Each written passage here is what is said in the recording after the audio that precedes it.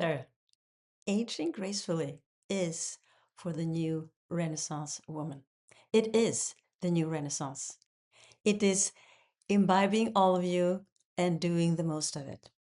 In this episode, I am republishing an episode that I did on Facebook on the 5th of March, 2019. I was 60 years old at the time, and now I am soon turning 67. So I will share with you there my experiences of preparing for getting older. And I started early. I started at 15 already, and I'm telling you why there and what I have done and what I think is so important for everybody that wants to age in their full power and vigor. I will be back with you on the other side. It's a 26-minute long episode. I have done no cuts whatsoever. It's from the live send, and you are getting the live send version as it is. So I will see you on the other side, and I hope you'll enjoy this one so far. Hello, I'm here. Stella Scott here. This is Stella's Face Pod. For now, I'm alone, but I will talk about aging with grace. And the reason is I see it all over the place.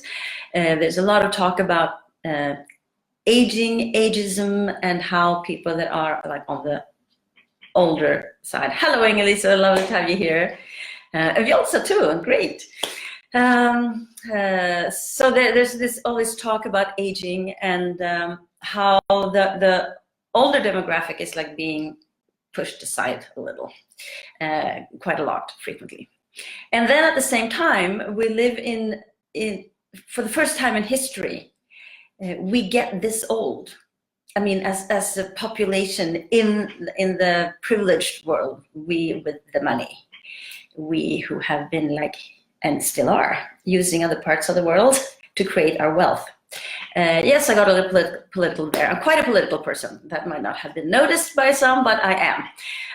And this privilege that I'm born into and that you're born into too is creating this aging thing that we haven't had before.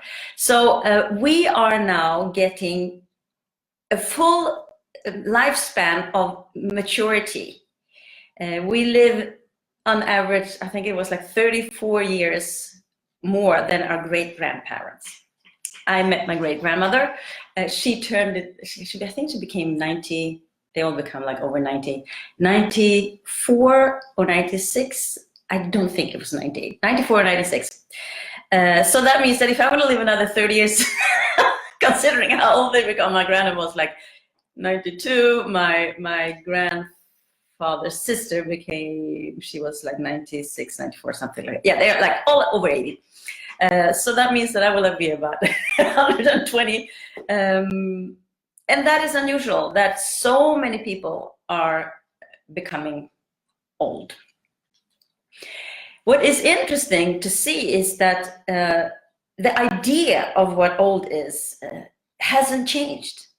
It's still this idea, you know, someone was like a little like this, and they're like shaking a little, and, you know, they talk with this weak voice, and I can tell you that when I'm on the phone with anyone, they always think I'm younger than they are. Oh, you know, but I think, you know, that probably, no.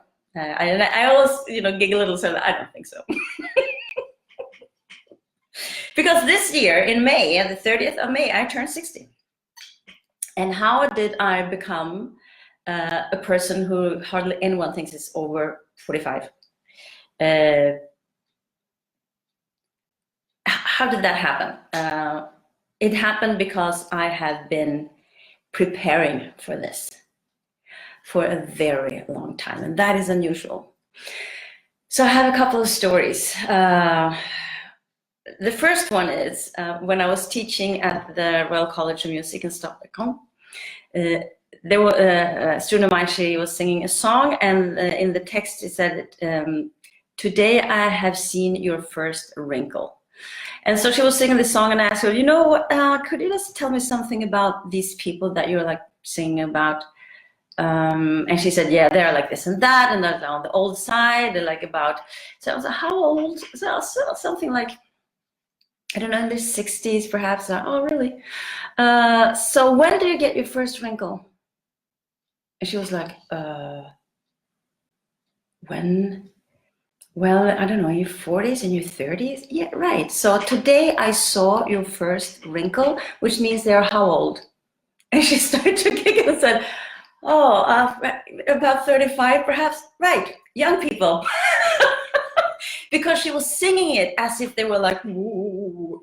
And when it was written, people did not get as old as we do today. But when you sing it from your own perspective, we are here now. It's like, okay, so this is how it is. We start to age early. In reality, we start aging as soon as we are born. We come here into this planet in the same body, and then things happen, and we grow up, and we gain a lot of experience and all kinds of things, and eventually we die. Some people die young, some people die old, some people die very old. But this thing of aging is over there and it just happens like this is completely false. That is not how it works. Aging starts early.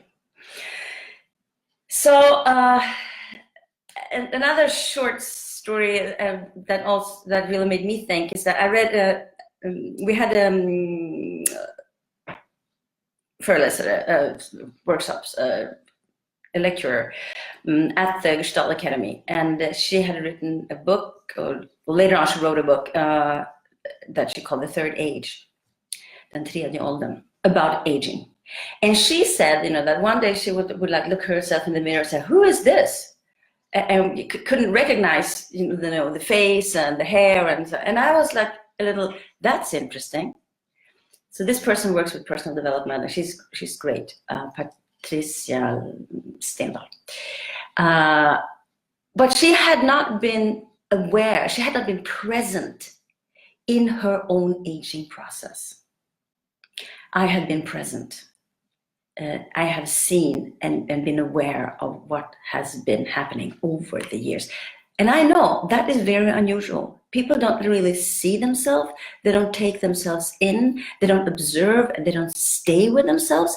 And I want to encourage you, I think I've done this before. Look yourself in the mirror and stay with her.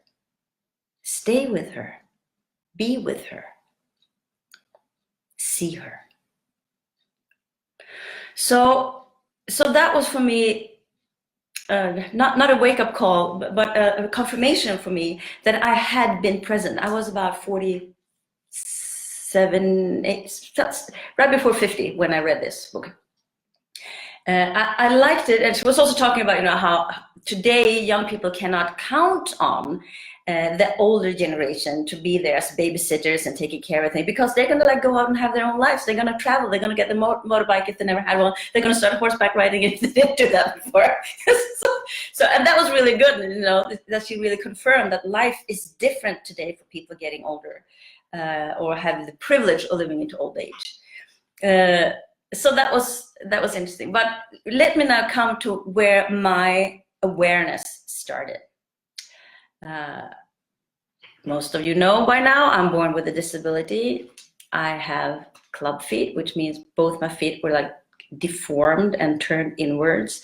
And I went through a lot of surgery, and it was excruciatingly painful. And when I think about it right now, I like choke up. Partially because I know this is a very special month for me, Mars. March. In Sweden we say Mars, M-A-R-S, and I always mix them up. I don't know why. I always mix them up. So in English it's M-A-R-C-H. And when I write it, I mix them up and I don't see the difference. And then someone tells me, it's like, oh, okay, so here again. And I don't know how to pronounce it. It's always so. But this is a special month for me. It means in many ways. And I have recently just really realized how special it is. I've been looking through my old journals, my medical journals.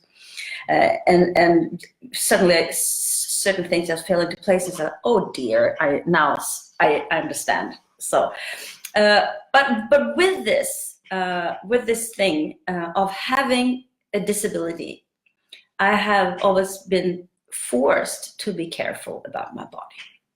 And when I was about 15, I realized then that I have to prepare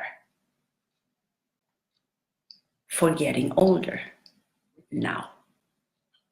I have to prepare so my feet are in the best position ever. Because when you get older, your body breaks down in different ways. And what can I do to prevent that now? I was 15. I started really reading into the body, how to eat. I started meditating when I was 12, but that was for other more like spiritual reasons. But when I was 15, I realized how much meditation could do for you and your body and your brain.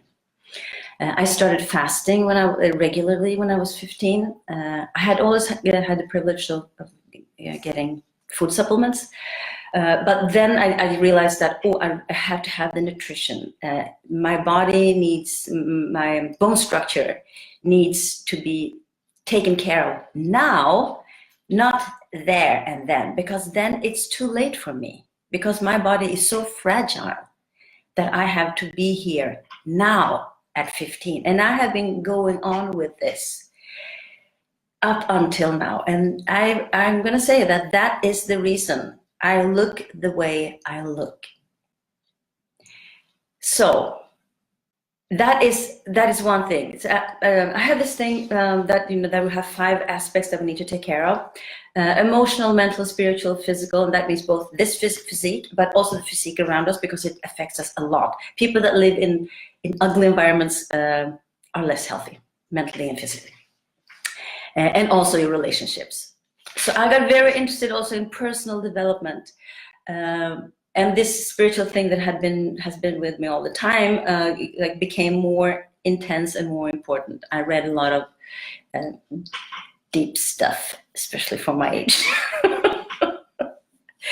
I understood that therapy was important, that you had to like release yourself of your burdens. I didn't at that time realize and understand that I had those burdens. I didn't know and understand that my mother was narcissistic. She was on the pedestal as high as, you have no idea. She was like, yeah.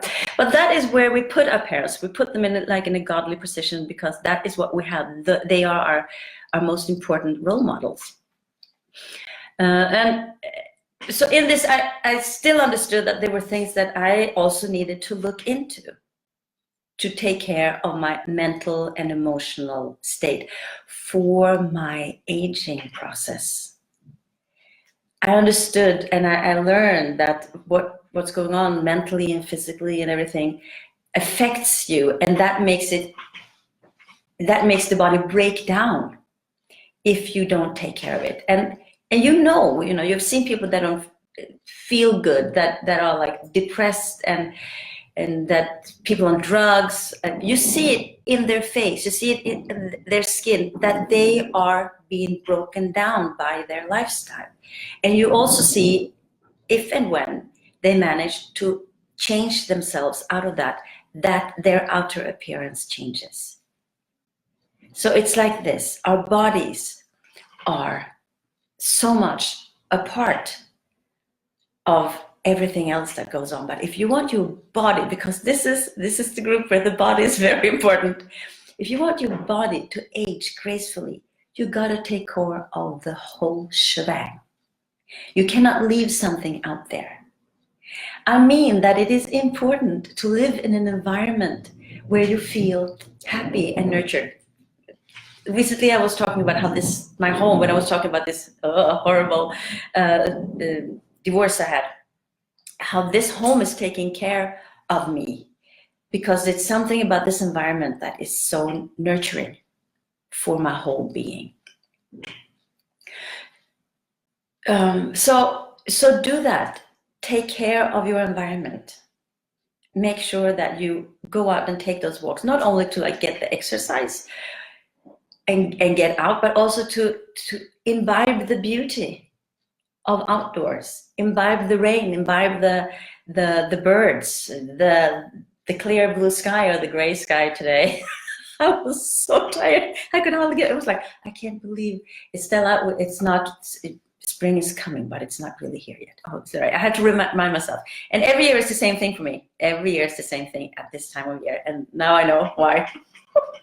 Now I've understood why.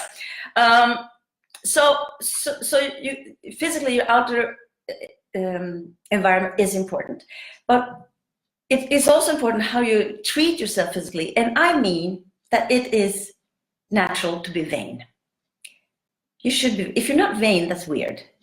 If you think you're not vain, you're probably wrong. Those people that say, "Oh, I don't care what I look like," you know, what they care about is that it looks like they don't care. And if you see people together, you know that they all look the same. You know that they have this thing going on together. You know, this is how I know I belong to this tribe. This is my signal system out into the world, telling this is something about me. If that makes you feel good and makes you feel like in harmony with you, and that, go for that. That's important. If you don't feel comfortable with how you dress or what you're doing with your hair or everything, my hair was like it was like getting so ugly. Let's use that word, because I really felt like, oh, I have to do something. But I didn't know what to do. So I didn't know what to cut it too short, because usually I have like cut like this. But I felt I didn't, so I had to like wait until I was like more like, okay, I will just wait and let it grow and see, and then I can cut it later, so I don't cut it too early. But that is also like an aspect of taking care of me, letting it be like a little time. Don't be too hasty about stuff. Let time be there. And then I said, yeah, do I use like expensive night creams and, you know, yeah, sure, of course, I'm absolutely totally vain. I use this. This is a little thing. I give myself spot treatments, and the beautiful thing with this here is that I can use it in my face. Then I use this, but I can also use it, which is very important for me. I use this, and then I use it on my feet. So I'll have like different creams to make my feet get better circulation and feel better. But it helps, you know, to get the circulation in the body too. You have different creams for the feet and the body, but they are both helping my aging process. They're both helping me stay more alive, stay more present, more active, more in joy with myself. A lot of people say, no, I shouldn't be that vain. And I say, yeah, please be. Go for it all the way, as far as you can, as far as you can afford. As I said before, this thing, I feel very privileged, because I was here I was born here in this country, where we had like free medical care. I could not have had all those operations without that. So that in itself helped, when I was a baby, helped my aging process. So baby up until 7, when they stopped, you know, carving into my legs with knives. But that period created something that was good for my aging process, which is I can walk. I have pain, but I can walk. Had I been born in another country, I would not have been able to walk, which would have created more stress, other kinds of stress. The pain would have been even worse, much worse. And pain creates stress in your body, and stress breaks you down and makes you age in a not so flattering way.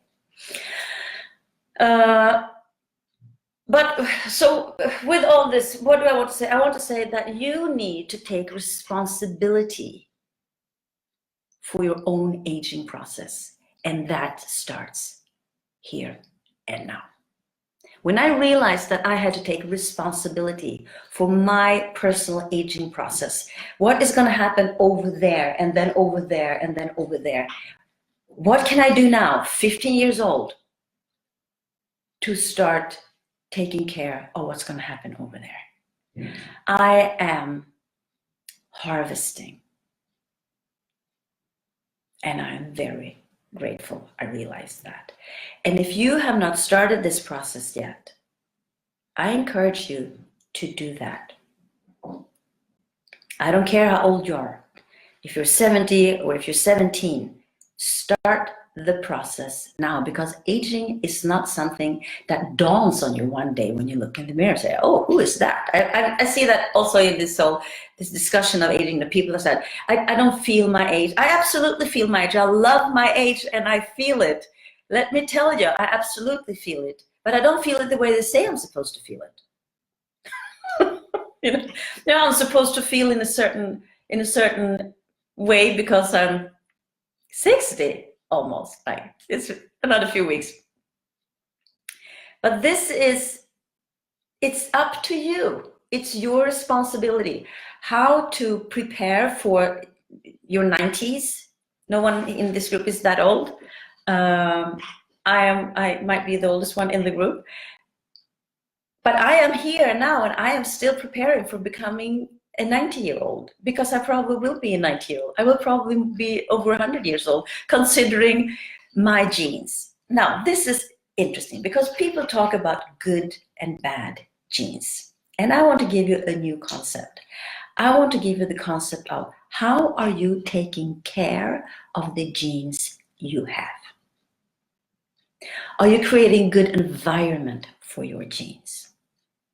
Are you taking care of your childhood traumas, like myself, which, I mean, the feet, that whole thing was like one thing. But I'm also taking care of the fact that my mother was not interested in me, that I was an abandoned child, that I had all kinds of other aspects of having not very harmonious childhood.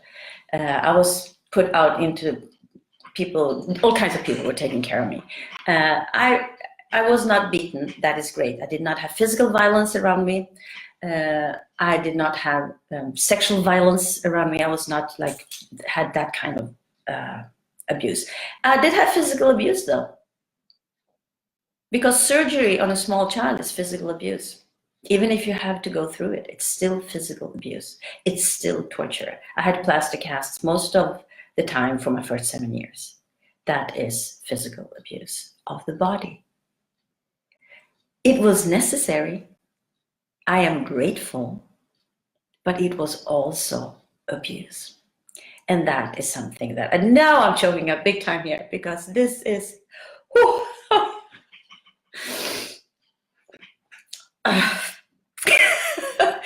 this is what I am dealing with right now. It has been a very painful year when it comes to this, because I've had very big revelations and understandings about this physical pain that my body has been going through.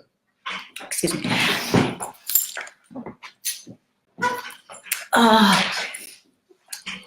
No joke, let me tell you. And doing this now, taking care of this now, and allowing this pain and this hurt and this sorrow and this, is preparing me for my coming 30, 40, 50 years. Not doing this, keeping this inside, would be more painful, would create more pain, I'm absolutely sure, in the coming years. Right now, I'm going through a year of a lot of pain in my feet, more pain than I've had before in a long time. And these are old memories coming up. Oh, gosh.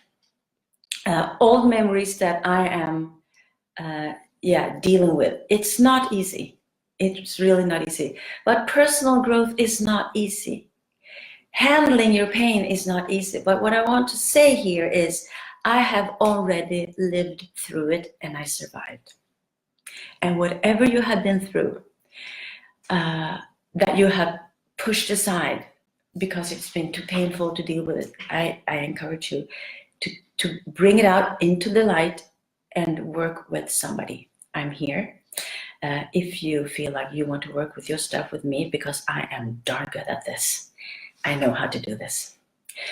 Not only with me, I mean with other people. I know how to guide people through their pain and out on the other side into the light, where things become easier and more joyful. But as I say, that you need to take that responsibility for your healing, for your emotional and mental healing, whatever you have been through. I'm not going to go further into that right now. It's already like about 24 minutes. So it's time to stop. As you can hear, I could talk a lot about this. one of the reasons is that I'm here myself, so I can talk about it from a perspective of being a little older, because I still have another 30 years, right? Because my great grandparents, usually they would like die before, like they will like go into like, you know, their death cycle now. And I'm not, I'm absolutely not. I'm super healthy. I'm vibrant in so many ways. And what I've seen from older women, and some men, but if you go out there and Google it, you will find like Jane Fonda, and that's what she talks about the third act. She has a TED talk that is really nice that I can recommend. But there are so many older women out there that are like in the 60s, 70s, 80s, 90s, that are just amazing forces and that have all this life experience to give and gift to the world and be role models for younger generations, something we did not have. So we are like in a completely new era on the planet. We have not had so many old people that can reach out all over the world. It's not only like, you know, in the village, because even if I look this way, I'm still 60. It's not about the looks. Even if you know, I don't feel, I absolutely feel 60. And I think that when I'm 80, I'm going to feel 80. But I think I'm going to be a gorgeous 80-year-old, just as these women that I'm talking about are like, you know, Meryl Streep comes to mind. It's like fantastic, you know, powerful, experienced people. Start preparing for that, because I want you to be one of those too when you get to that age, the age of the old crone. All right, I think this is it. If you have questions, if you have ideas, if you have your own experiences about this, please write here in the comment. Let's have a discussion about this and make something, you know, valuable and useful about your own experiences about your aging. And how are you preparing for your 80s, for your 90s, for your 60s? What are you doing now at 45 that will benefit you when you turn 60? That's all for today. Have a glorious one. Bye-bye. Back again. One thing that I find so important in the message that I just gave to you is that you are the one that has to take full responsibility for your aging. And with that, I include it is time to become your full Renaissance woman self, to be in that identity, to create all those different things that you have postponed, that you thought weren't for you, that you were not allowed to do because you were supposed to stay in your lane and only do one thing. And when you are suppressing yourself that way, it takes a lot of energy. And I am 100% sure that it hurts you. And I am 100% sure that it makes you age sooner in a more destructive way. So, in this podcast and on my channel on YouTube, Cosmic Strategies with Stella Scott, I intend to come from all kinds of different angles, not only talking about being a multipotentialite, but also what I do and share my ideas and not so much part of my life, but part of my creativity, because I want to inspire you to be creative yourself. And I also think, because you are a multipotentialite, that you will be bored if I only talk about one thing. So there will be a talk about personal development, of course. There will be talk about astrology. There will be talk about secondhand shopping and creating a classy vintage style. I even have a class course for that. I will talk about sleep issues, because I had sleep issues for 45 years and now sleep well since 20 years. So there is a lot of stuff coming up here, but I wanted to start here with the aging process and how multipotentiality is a part of staying young and vibrant and feel exactly the age you have. That's all for today. I hope you feel inspired and that you're moving through your life, your day to day, and have a good time. See you in the next episode. Bye for now.